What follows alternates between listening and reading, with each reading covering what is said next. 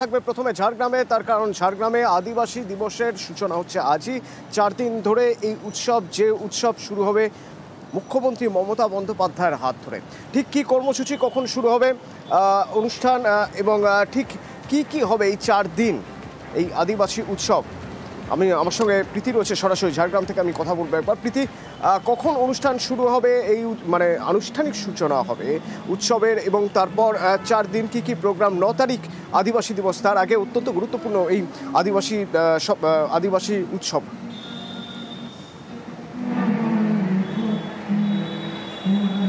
দেখো, 9ই আগস্ট আন্তর্জাতিক আদিবাসী দিবস এবং তার আগে এই 7ই অগস্টকে বেছে নেওয়া হয়েছে আদিবাসীদের দিবস তার উদযাপনের জন্য। 4 দিন ব্যাপী রাজ্য স্তরে এই উৎসব পালিত হবে এবং মুখ্যমন্ত্রী মমতা বন্দ্যোপাধ্যায় তিনি কিছুক্ষণের মধ্যেই এই অনুষ্ঠান মঞ্চে এসে উপস্থিত হবেন। যে সমস্ত স্থানীয় স্কুলগুলো রয়েছে, তাদের যে পড়ুয়ারা রয়েছেন তাদেরকে আনা হয়েছে। এছাড়াও আদিবাসী সম্প্রদায়ের মহিলারা তারা কিন্তু এখানে জায়গা করে নিয়েছে এবং তুমি জানো যে পুরুলিয়া, ঝাড়গ্রাম এই সমস্ত এলাকা মূলত আদিবাসী অধ্যুষিত এলাকা এবং মূলত এখানে আদিবাসী সম্প্রদায়ের মানুষ বসবাস করেন। স্বাভাবিকভাবেই আজকের দিনে মুখ্যমন্ত্রী মমতা বন্দ্যোপাধ্যায় তাদের উদ্দেশ্যে কি বার্তা দেন সেদিকে নজর থাকবে। এছাড়াও সরকারি যে সমস্ত সুযোগ সুবিধা রয়েছে, সে সমস্ত সুযোগ সুবিধা তাদের হাতে কিন্তু একেবারে পৌঁছে দেবেন মুখ্যমন্ত্রী মমতা বন্দ্যোপাধ্যায়। আর কিছুক্ষণের অপেক্ষা, তারপরে তিনি এখানে এসে উপস্থিত হবেন। বিভিন্ন ধরনের স্টল করা হয়েছে, অর্থাৎ সরকারি যে সমস্ত প্রকল্প আদিবাসীদের জন্য রয়েছে সেগুলো বোঝানোর জন্য বিভিন্ন স্টল করা রয়েছে। ধামসা রয়েছে, মাদল রয়েছে, ঝুমুর গান হবে, ছৌ নাচ হবে, পুরো মিলেমিশে একাকার। অর্থাৎ এই যে আদিবাসী সম্প্রদায়ের যে অনুষ্ঠান আর কিছুক্ষণের মধ্যে শুরু হবে। অদন্য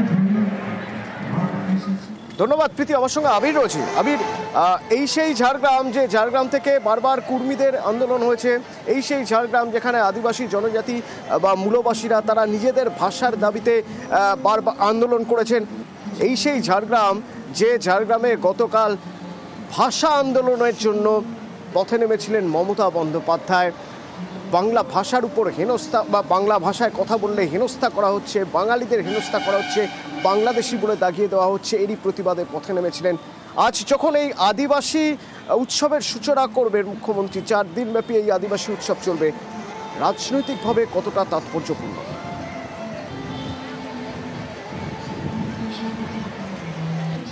দেখো, সামনে 7 মাস পরে হচ্ছে রাজ্যে বিধানসভা নির্বাচন এবং রাজ্যের বিধানসভা নির্বাচনের ক্ষেত্রে আদিবাসী ভোট একটা অন্যতম বড় ফ্যাক্টর।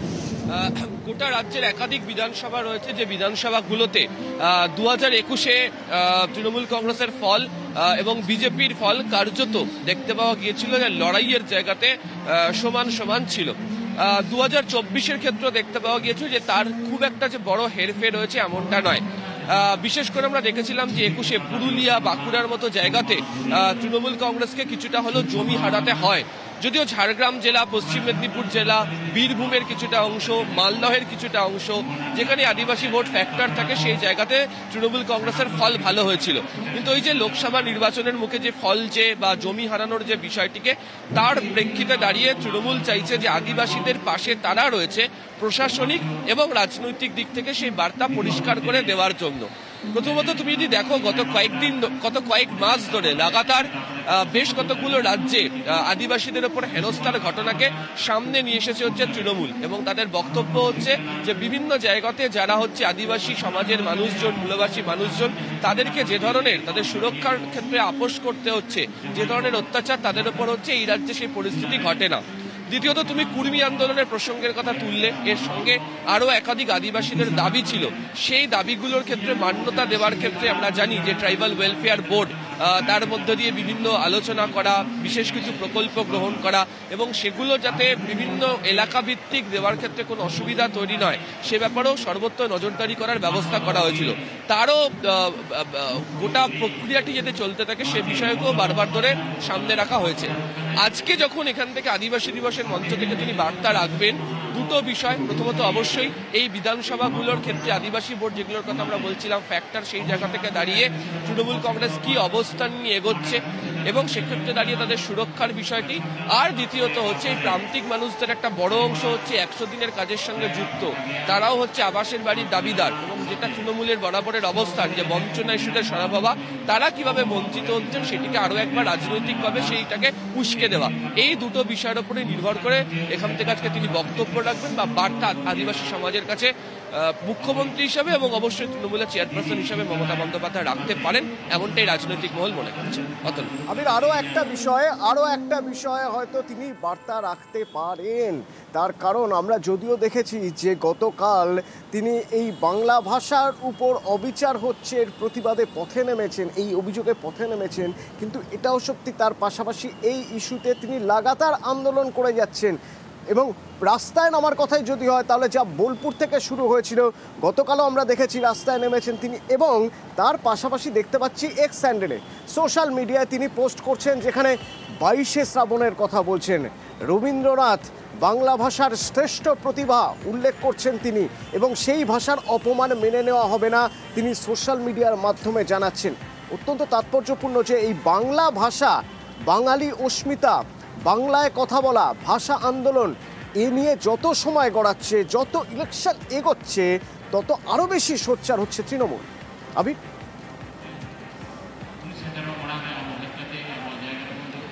একেবারেই তাই। এবং কিছুক্ষণ আগে তিনি এক্স হ্যান্ডেলে যে পোস্ট করেছেন সেখানেও এই ভাষা সন্ত্রাসের প্রসঙ্গের কথা আরো একবার তুলেছেন। কেন ভাষা আন্দোলন তারা করছেন এবং বর্তমান সময়ের পরিপ্রেক্ষিতে দাঁড়িয়ে কেন সেটি করাটা জরুরি, সেই প্রসঙ্গের কথা উল্লেখ করে দিয়েছেন আজকের বিশেষ দিনকে মনে করিয়ে দিয়ে। এটা ঠিক, তুমি জানো যে ইতিমধ্যে বোলপুর, কলকাতা, ঝাড়গ্রামে মিছিল করা হয়েছে। এ মাসে আরও বেশ কতগুলি জায়গাতে এই ধরনের রাজনৈতিক কর্মসূচি নেওয়া হয়েছে। তৃণমূল কংগ্রেসের তরফ থেকে সাপ্তাহিক কর্মসূচি নিয়ে এগোনো হচ্ছে। এই যে ভাষা আন্দোলনের জায়গা তৈরি করা হচ্ছে বা তারা বলার চেষ্টা করছেন, তার দুটো কারণ।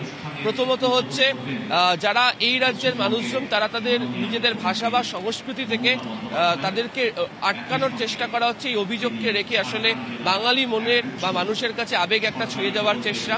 দ্বিতীয়ত হচ্ছে এই বিশেষ দিনে এই ধরনের পোস্ট করে বলানো হচ্ছে যেখানে জাতীয় সঙ্গীত, যে ভাষা থেকে নোবেল পুরস্কার এসছে, সেই জায়গা থেকে কেন ওই বাংলা ভাষার প্রতি অপমান, সেটাকেও কার্যত বঞ্চনার দিকেই প্রসঙ্গকে নিয়ে যাওয়ার চেষ্টা করছে তৃণমূল কংগ্রেস। ফলে অবশ্যই গতকালকেও তিনি এই ভাষা সন্ত্রাস নিয়ে, তুমি জানো, কেন্দ্রকে আক্রমণ করে একদম চোখা শব্দ ব্যবহার করেছিলেন তিনি। এবং আজকেও যে ধরনের এক্স হ্যান্ডেল পোস্ট তিনি করেছেন তাতে মনে করা হচ্ছে এই আদিবাসী দিবসের মঞ্চকে ব্যবহার করে, যাদেরও একটা সময় ভাষা বা সংস্কৃতি নিয়ে বারবার তারা তাদের নিজেদের দাবি বা সত্তার কথা বলেছেন, সেই ভাষা আন্দোলনের বিষয়কে এর সঙ্গেও জুড়ে ফের বিধানসভা নির্বাচনের আগে তাদের যে আন্দোলনের বিষয় তাতে সুর চড়াবেন হচ্ছে মমতা বন্দ্যোপাধ্যায়। এবং ভোটের এখনো পর্যন্ত 1 বছর দেরি রয়েছে, প্রায় বছর খানেক দেরি তো রয়েছে। এখনই কেন সরকারি কাজে বাধা দেওয়া হচ্ছে, প্রশ্ন তুলছেন অভিষেক বন্দ্যোপাধ্যায়। অভিষেক বন্দ্যোপাধ্যায় আরও প্রশ্ন তুলছেন নির্বাচন কমিশনের এখতিয়ার নিয়ে। 1-1.5 বছর আগে থেকে সরকারকে কাজ করতে না দেবে বলে এবং নির্দিষ্ট যে বিজেপি ক্ষমতায় রয়েছে সেই বিজেপিকে বাড়তি সুযোগ করে দেবে বলে বাংলার প্রতি যেমন ধারাবাহিক বঞ্চনা কেন্দ্র সরকার করেছে, সারা দেশে প্রচার করে বাংলার বদনাম করার চেষ্টা করেছে। এখন ইলেকশন কমিশনকে কাজে লাগিয়ে যাতে বাংলার প্রকৃত বাঙালিরা, বাংলা ভাষায় যারা কথা বলে, যারা বাংলায় থাকে, তারা ভোটাধিকার প্রয়োগ করতে না পারে, প্রকৃত ভোটার যারা, তাদের ভোটের অধিকার কেড়ে নেওয়ার জন্য ইলেকশন কমিশন নির্লজ্জ ভূমিকায় নেমেছে। ইলেকশন কমিশনের এটা এখতিয়ার এখন নয়। যারা বাংলাকে ছোট করছে নিজেদের রাজনৈতিক স্বার্থ চরিতার্থ করতে, তারা বিগত দিনেও জবাব পেয়েছে, আগামী দিনেও তারা শিক্ষা পাবে।